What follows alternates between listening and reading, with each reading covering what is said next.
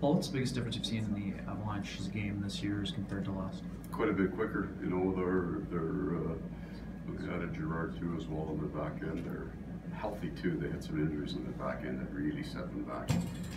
But their whole group plays a very, very fast game and consistent with it. They don't come off it a whole lot. They're 60-minute game for us in the games that we've played and any that we've watched. They play at a real patient but high-paced game. When you have an emotional win like you did the other night, I mean, you have a couple days between games, is there anything you have to guard against, maybe a letdown after you have such a kind of finish like Well, that? we spent yesterday talking about some things that we need to get better at. That were beyond the Washington game into the Rangers and also St. Louis. So there's an area of our game that we'd like to see a great improvement. But you get to keep that kind of win for a while, and then we want to keep that. Anytime you can come back, just look at the statistics from second period on leads and how daunting it is, how difficult it is in this league to come back when you're down. Those are important belief builders in your locker room.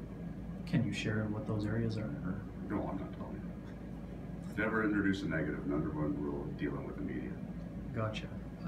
When you're this close to the trade deadline, I mean, you know, you've talked about it in the past. I mean, what's it like for you to wait to see what the roster will look like after February 26th? You want to be aware of it. If there's tension in the room, certainly if you're in that sell mode, right, your names get out there. So there's always names up, and now we're in a little different position here. So you don't have any Jet names really being bandied about. That's tough to handle in your room, for sure. We don't talk about it with the players. Just keep your head down and focus. Almost all the young guys never think they're getting traded anyway, no matter what situation, because they're here for 20 and they're the next star of the team.